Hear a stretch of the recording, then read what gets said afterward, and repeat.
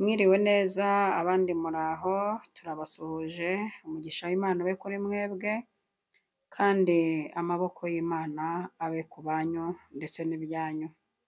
Iyo basuhuje nitwa Pasiteri Alice Nyirabagenzi, nakira umuntu wese ugeze hano bwa mbere ko yumvamo ikaze, ariko nanagusaba gukora subscribe kugira ngo ivugabutumwa rizajya rica hano ndetse n'ibindi biganiro ujye ubibona bikoroheye. Imana ibahe umugisha, dushimira cyane abantu bakoze subscribe, turabashimiye cyane, Imana ibahe umugisha kandi turanabasuhuje aho muherereye hose.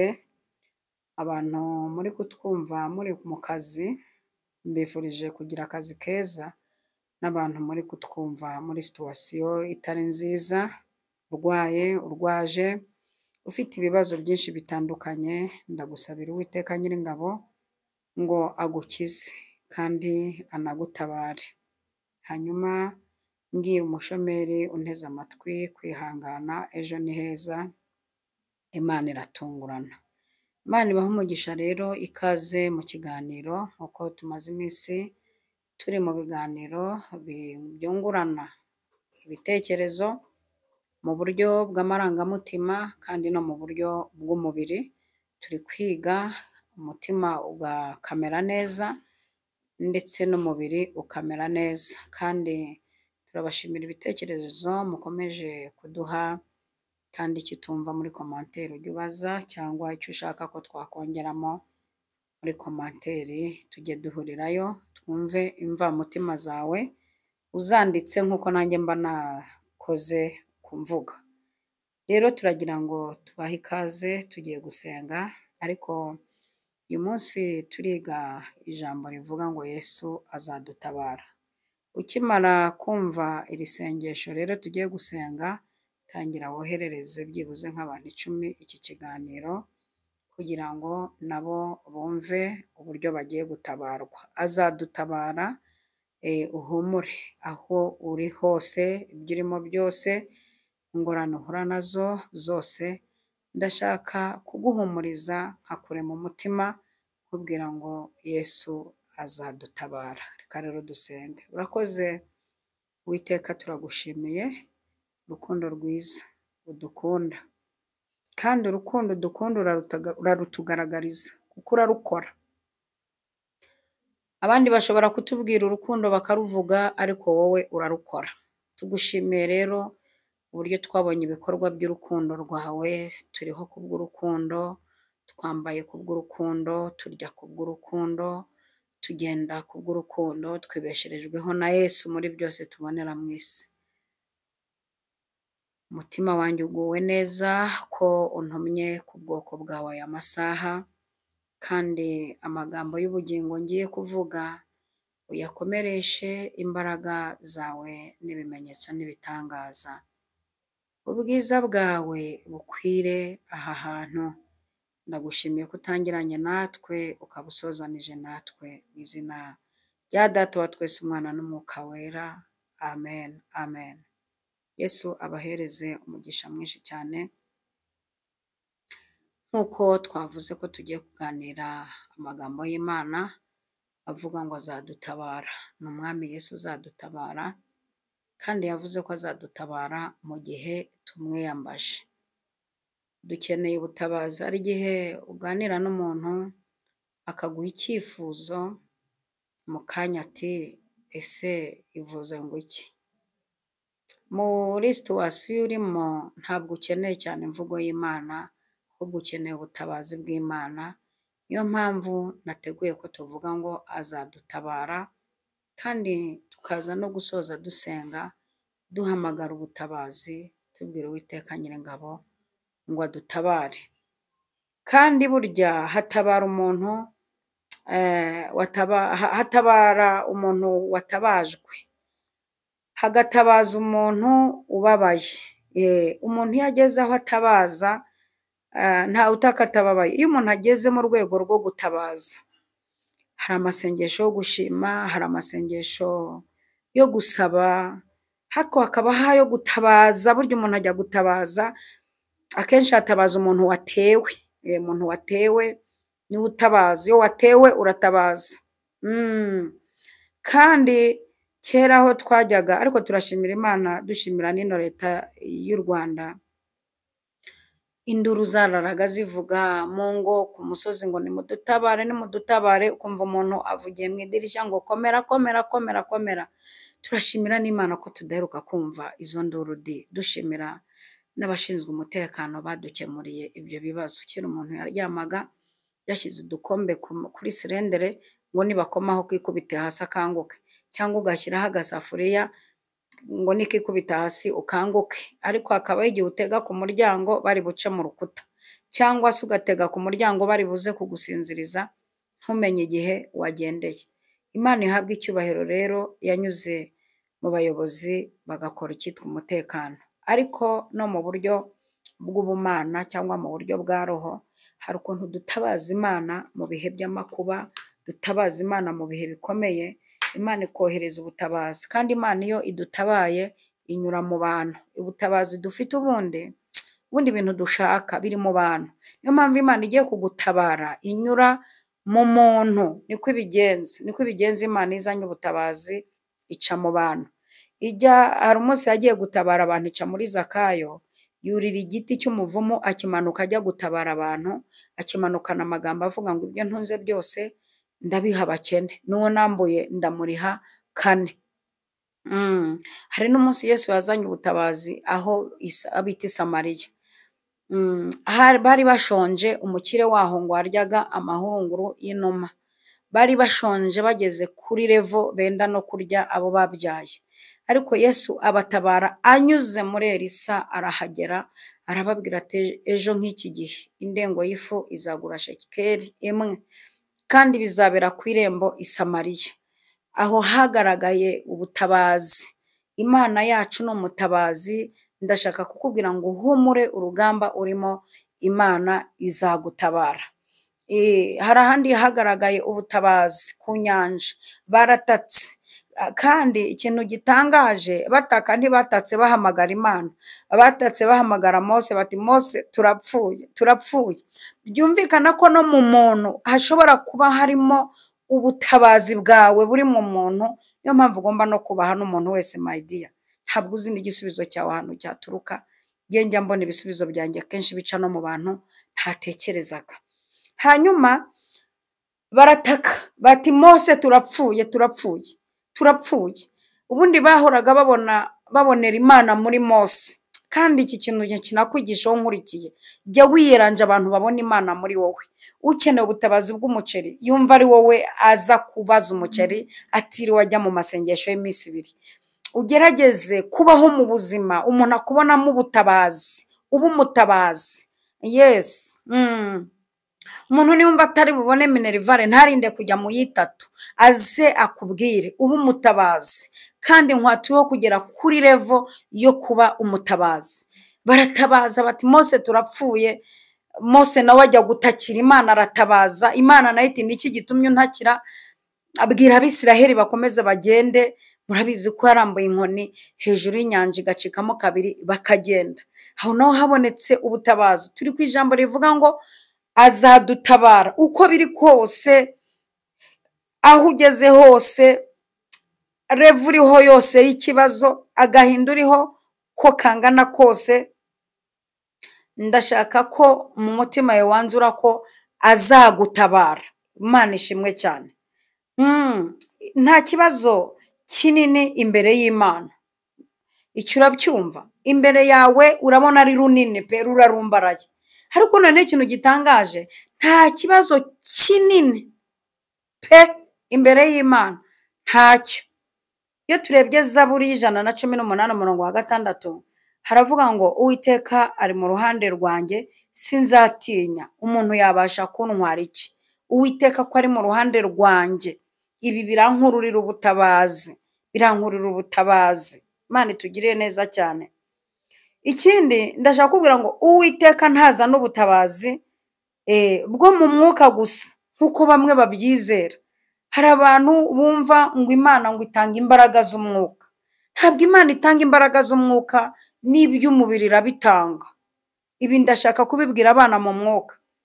hari abantu mwumva ko Imana bajya kuyisaba imbaraga za roho, imbaraga za mwuka, imbaraga zo mu masengesho, imbaraga ziyerekwa, imbaraga zo guhimba indirimbo, imbaraga zo kwigisha ijambo, imbaraga zo guhanura. Mujye musaba n'Imana imbaraga z'ibiryo, z'imyambaro, z'ubutabazi. Ibi bintu nabyo irabitanga. Abantu bamwe ntimukumve ko itanga imbaraga za mwuka gusa. Yego, kuko ndashaka kukubwira uburyo n'Imana ikunda imibiri yanyu, ariyo mpamvu itanga n'ubutabazi bw'imibiri yanyu. Yego, kuko iyi mibiri yacu impamvu Imana nayo yitabara irayifashisha. Ubundi iyi mibiri ni ibikoresho by'Imana, sibyo? Iyi mibiri yacu ni ibikoresho by'Imana mu rwego rwo hejuru. Impamvu nicaye hano nuko umubiri wanjye ari muzima. Yes, umubiri wanjye ni muzima. Kuko hari n'umuririmbyi wa 334 waririmbye ngo wa mutima wanjye we uhimbaza Uwiteka, mwabindimo mwese mu mushime. Ageze avuga ngo ninkiza indwara zamugaje. Imana ikunda umubiri. Abantu bamwe hari igihe babicurika bitewe n'imibabaro bagize, bakumva ko Imana ngo ikunda ubugingo, ngo icyo kibiri cyawe si cyitayeho. Niba abanyamwuka bageze kuri ya revo ntashatse gusesengura nonaha, bagera kuri revo banakwangisha kuba mu bisubizo by'Imana, ku buryo nakubwira gucyaha ngo ibyo bintu ngo by'umubiri, ngo amarangamutima ngo y'umubiri, ngo n'ibisubizo by'umubiri, ngo iby'Imana ntibyitaho. Oya, ibyitaho mu bintu Imana ikunda. Hirya ya roho ikunda n'umubiri, ikunda umubiri wawe, ikunda ayo maguru yawe, ikunda uwo mugongo wawe, ikunda amagufa, ikunda ingingo zikugize, kuko niyo yazibumbabumbira ziguhumekeramo umwuka, nabyo irabikunda. Imana ikunda kubona biriho neza. Niyo mpamvu niyo urwaye igukiza. Niyo mpamvu niyo urwaye igukiza. Ninkiza indwara zamugaje. Ni ikimenyetso cy'uko ikunda n'imibiri yacu, irayifashisha igiye gukora. Imana ishimwe cyane. Ntabwo Imana itabara mu buryo bw'umwuka, oya, no mu buryo bw'umubiri. Jya uyitabaza, uyibwire nimba ibiryo bibuze, uyibwire nimba minerivare zibuze, uyibwire nimba ubukode ari ikibazo. Iratabara kuko hari n'abumva ngo iyo umuntu ngo asaba ngo asengera ibintu nk'ibi ngo aba yaragiye mu ntege nke. Nta ntege nke urimo, ahubwo Imana ikunda. Mu butabazi igira ubutabazi bwa roho, ikagira n'ubutabazi bw'umubiri. Niyo mpamvu yashyizeho n'abaganga ibigisha ubwenge bw'ukuntu bazajya batabara abantu bayo yaremye. Imana itugirire neza cyane. Ihangane rero, nicyo nkubwira wowe ugeze ahantu utabaza, ugeze kuri iyo revo yo gutabaza, wihangane, Uwiteka ari mu nzira. Niryo jambo nshaka kukubwira.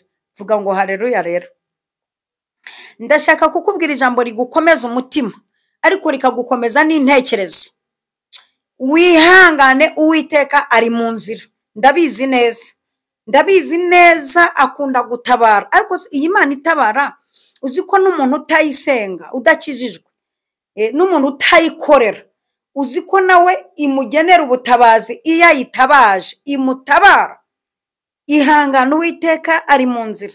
Ikindi, iyo byose byakomeye ibiri hafi. Haleluya, ndafashijwe. Iyo ugeze aho byakomeye, amazi yahoreye, ingabo zahoreye, amafarashi yahoreye, amagare yahoreye, Farawo yahoreye, inyanja yahoreye, Imana ibiri hafi kugutabara. Wowe ugezeho uvuga ngo noneho ndapfuye, birarangiye. Ariko muri ino minsi hariho n'ibibazo byinshi. Umwuka wera mpumekeraho iri jambo, nasesenguye ndananariza. Muri ino minsi hariho ibibazo byinshi pe. Abantu barakennye, ibibazo byabaye danje. Mu muhanda ni ibibazo. Umuntu araca ahangaha ati mu muhanda byanze, utwaye moto ati byanze, ati noneho n'izi byanze, utwaye imodoka ati byanze, n'izi byanze, ucuruza ati byanze, ati n'impapuro z'imisoro byanze, uri kwa muganga ati byanze, abakiriya babuze, abantu ntibakirwara, ukora amasanduku ati byanze, abantu ntibagipfiza isanduku, ntituzi nimba tuzazihunikamo ibishyimbo. ubwiriza ubutumwa ati byanze insengero zirafunze ntitukibona udututi rwose pe, ariko hirya y'ibyo ndashaka kukubwira ngo Yesu azadutabara. Muvuge ngo haleluya, Imana ishimwe cyane. Hanyuma kuko ndashaka kuvuga iri jambo azadutabara, kuko nta kibazo kiri hejuru y'ijambo rye, nta kibazo na kimwe kiri hejuru y'ijambo rye, nta kibazo na kimwe kimurushije ubushobozi, nta na kimwe. Hariho umunsi umwe uriya mudamu mugenzi wanjye witwa Hana yageze mu rwego atabaza, ariko nayo yari yakubititse bade, ari kwa Elukana. Penina arabyara buri mwaka abahungu n'abakobwa ku gikoma n'isombe, ku gitenge gishyashya. Ari muri quartier wenda igira amagambo, ari mu bantu bavuga babasha kumuvuga no kumwanariza. Ngo umunsi umwe ngo bari bicaye kwa Elukana bamaze gufata dina, ngo Hana amarira amubunga mu maso. Amuhunze mu maso, umugabo we Elukana amenya ikimurijije, kuko ngo mukeba we yahoraga mukina ku mubyimba. Buriya hari igihe wigirira ikigeragezo ukuntu ariko ntikigira abashungerezi, ariko ikigeragezo cyagize abashungerezi ni nk'inyanya zaguhiriyeho zabuze abaguzi, nko guhura n'umwaka uteze igitambaro cy'umukara. Hanyuma guhura na Penina mu gihe umuganga akubwira ngo turi kugupima tukabona trompe ni nzima, matirisi ni nzima, imyaka ni nta kibazo, turabona nta kibazo na kimwe kikubuza kubyara ariko ntabyare, ngo wamukinaga ku mubyimba. Ikigeragezo cyose ufite abantu bagukina ku mubyimba kirakwangiza ndugu yangu.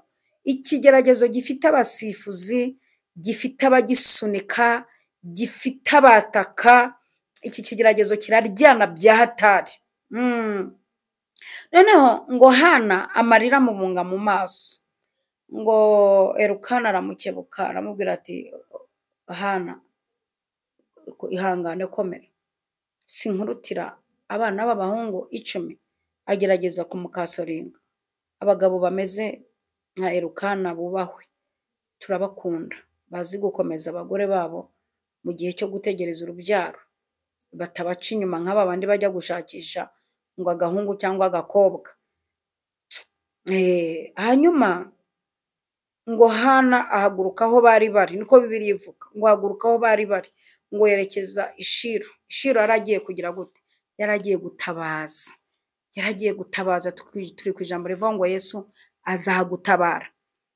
Ngo ageze Ishiro akajya asenga anyeganyeza umunwa, abwirira Imana mu mutima, ariko amagambo banditse, amagambo yavugiye mu mutima barayanditse yaramenyekanye.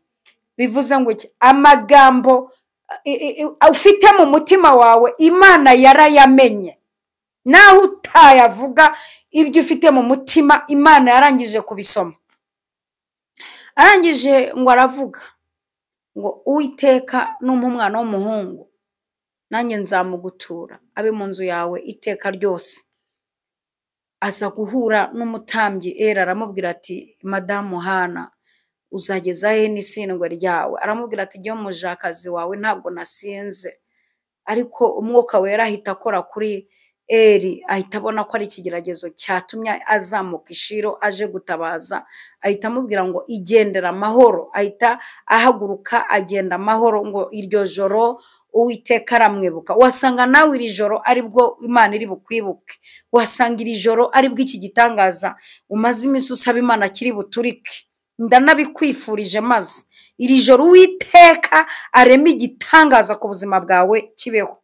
Ngo iryo joro Uwiteka aramwibuka, asama inda y'umuhungu, yego Samweli. Naho abamama Samweli aratwita arabyara, birakunda biremera. Imana itugirire neza cyane. Uwiteka azadutabara, ndaguhumurije, humura. Ikindi nshaka kukubwira, azadutabara, sibyo? Azadutabara, azagutabara kuko ibigeragezo bitwigisha aho imbaraga zacu zigarukira. Wanabyumvise neza, ibigeragezo ufite ni isomo rikwigisha aho imbaraga zawe zigarukira, kuko hari n'abantu banakwiyemera, banakwiyumva, bakumva ari abadanje. Yes, mugiye musubizwa uko mushatse, hatabaho kujya imbere y'Imana, ntabwo wazapfa umenya aho imbaraga zawe zigarukira, kuko ibigeragezo byinshi bitwereka aho imbaraga zacu zigarukira, tukajya gushaka n'imbaraga z'Imana. Kandi Imana izi imibare, iratuzi, ikuyeho ibintu byose bituma dusenga twabibyigomeke. Niyo mpamvu ikura ibintu bituma useba, ntiyakwemerera guseba. Icyo cyo ukibagirwe, Imana ntabwo yagutanga ngo usebe, ariko igusigira ibintu bituma usenga, ariko bituma useba ibikubura ikabivanaho. Bwana Yesu asifiwe sana. Nta nyungu igira zo kubona umuntu yaremye aseba, ariko igira inyungu mu gihe umuntu yaremye afite ikigeragezo, kuko ikigeragezo ni ikikuzana aho Imana iri kugira ngo musabane, kuko ubu busabane tugirana n'Imana nayo irabukunda. Ibi bigeragezo bitwegereza Imana kandi bikaducagurira n'abo tubana, kandi abantu Imana yacaguriye abo babana inyuze mu bigeragezo, muze kumfasha muyikomera amashyi aho muherereye hose, kuko ikigeragezo watindanye cyakweretse abantu bakunda ibikuvamo bakuvaho, bituma uzamenya abo mubana mu gihe umuceri wazo. Aleluya. Rero ikindi, azadutabara kuko akunda kubanza guhishwa ko ari we soko y'ibisubizo. Ubanza guhishwa, wowe ubwawe ubanza kumera nk'aho uhishwe, ariko ukaza kumenya isoko y'ibisubizo, aho iriya soko nziza ukajya kuyinywaho, ugatabarwa, ukabona ibisubizo, kuko Yesu niwe soko y'ibyiza y'ibyo dukeneye. Nabonye ijambo riri mu Migani igice cya 25 umurongo wa 2 rivuga ngo icyubahisha Imana nuko ikinga ibintu, ngo ubwo abami banezezwa no kubitanga. Mwari muzi ko aka kantu Imana ikagira ko guhisha ibintu, ko gukinga imigisha, ko gukinga ibitangaza? Mwari muzi ko aka kantu Imana ikibitseho ko guhisha ibisubizo kugira ngo ikabikinga burundu, muri burundu y'Imana, ariko ishaka kuza aho iri kugira ngo musabane. Ubwo abami bari kugaba, ariko ikabikinga ku buryo ibibazo utari ko Imana igira ubuntu, iracyanyumva, irankunda, ese Uwiteka aracyari umutabazi. Imana iracyatabara, ariko ibi bigeragezo ufite birakwegereza Imana, biragucagurira n'abantu muzabana mu gihe amafaranga yanyanyagiye kuri konti. Azadutabara mu buryo budafite aho buhuriye n'inzira twatekerezaga, sibyo? Azadutabara mu buryo buhuriye, azadutabara mu buryo budafite aho buhuriye n'inzira twatekerezaga, kuko hari umuntu wumva azatabarwa binyuze mu mushahara buri kwezi, maze akaba impamvu ituma kampani idahemba, n'umwaka ukaba washira kandi utazava muri kampani kubera ko wasinye kontra. Ariko Imana ikagutabara inyuze hariya. Ishobora kugutabara itanyuze muri wa mwene wanyu wakubwiye ko buri kwezi azajya guha akantu, hakabegeye nawe akubitwa ntakabone, ariko ikagutabara inyuze hariya, kuko ifite inzira nyinshi zo gutabara abantu bayo. Imana ihabwa icyubahiro. Ikindi nshaka kukubwira kimeze nk'icyitonderwa, Imana ntitabara kare cyangwa se itinze. Iyo jambo uri kuryumva filozofi irimo. Imana ntitabara kare cyangwa se ngo itabara itinze. Buriya yibona yazindutse muri ya myaka 10 umara usakuza, ni ukuri buriya yibona yazindutse. Itabara igihe cyayo kigeze. Iyo igihe cy'Imana gihagurutse, ibitera ubwoba bihita bisaba imbabazi. Amina, hareruya. Isaha y'Imana iyo igeze, igihe cy'Imana kigahaguruka, ibintu byose biteye ubwoba bihita bisaba imbabazi, bimera nk'ibisabye imbabazi, biti utubabarire, bikavaho bikagenda. Uwiteka azadutabara. Reka turebe Daniyeli umunsi bamujugunya mu rwobo rw'intare, Imana yaremye amahoro hagati ye n'intare. Unyumvira icyo kintu? Hagati ye n'intare Imana irema amahoro, babana amahoro mu rwobo, intare zitamukanjakanje. Kandi undebera igitangaje, Bibiliya igaragaza ko abamujugunyemo intare zabamize bunguri, zarabakanjakanje pe, zirabarya. Ariko Daniyeli agezemo, intare zirema amahoro. Imana irema amahoro mu ntare, na Daniyeli babana neza mu mahoro. Kandi birangira Daniyeli avuye mu rwobo rw'intare, nk'uko yamutabaye ari mu itanura ryaka umuriro. Mu gitondo cya kare umwami yabuze ibitotsi, arazinduka ajya ku itanura ry'umuriro, asanga harimo abantu 3 ndetse n'uwa 4 ufite ishusho isa n'iy'umwana w'Imana, niko Nebukadinezari yavuze. Hanyuma ategeka ko babakuramo bubashywe, ahita ashyiraho itegeko, nta nama njyanama ateranije, aravuga ngo guhera uyu munsi umuntu utazasenga Imana ya Meshake, Saduraka na Abedinego azatemagurwe n'urubyaro rwe rujyeho icyavu. Bitewe n'iki? Nuko habonetse ubutabazi. Iyo habonetse ubutabazi, n'uwakurenganyaga akurikira Imana yawe. Iyo haje ubutabazi, n'abavuze ko Imana yacu idakora baraza. Iyo habonetse ubutabazi, n'indwara zo mu mubiri zirabimenya. Uzumva amafaranga yaje umutwe urakira, isukari yari yazamutse iramanuka. Iyo ubutabazi bw'Imana bwaje, n'indwara n'amaguru arabimenya, na konti irabimenya.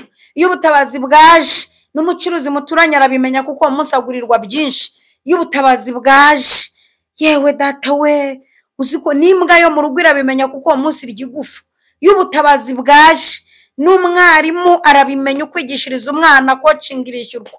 Ubutabazi nibuze, ndashaka kugusengera mu izina rya Yesu Kristo wa Nazareti. Uwiteka yohereze ubutabazi bwihuse. Imana izadutabara, babyumva batabyumva, babyemera batabyemera. Ndaguhumurije wowe ugeze kuri level amagambo yashize ivuga, amazi yashize mu amacandwa yashize mu kanwa. Ndaguhumurije, ntabwo ari igipindi. Ndaguhumurije, humura, Imana igiye kugutabara. Muvuge ngo haleluya. Tugiye gusenga, kandi isengesho tugiye gusenga harimo kugusengera, duhamagara Imana ngo iguhe ubutabazi bwihuse. Kandi muri kwa kwihuta kw'Imana, nawe umere nkaho ari bwo wari ugiterwa. Imana itugirire neza cyane. Uvuge cyane ngo haleluya. Imana ihabwe icyubahiro. Kadusenga Imana. Urakoze Mwami nyiribihe, izina ryawe rihabwe icyubahiro. Ndagushimiye, wavuze ko uzadutabara mu gihe tukwiyambaje. Tunejejwe nawe mu mutima. Amina. Uyu muntu uri hano wakurikiranye izi nyigisho ageze kure, aho umwana arira nyina ntiyumve, ageze aho ararakanuye, ageze aho agenda akayoba inzira, ageze aho aryama akabyuka butaracya kubera ikibazo. Nanjye mpamagaye ubutabazi bwihuse kuri uyu muntu. Mukorere ubutabazi bwihuse, ntitaye ku byo yahanuriwe, ntitaye ku byo wamubwiye. Kora ubutabazi bwihuse, utabara uyu muntu mu rwego rwe atarangirika. Urakoze, turagushimiye Mana, kuko zibirenze mu izina rya Data wa twese, Umwana n'Umwuka wera. Amen. Shalom, shalom.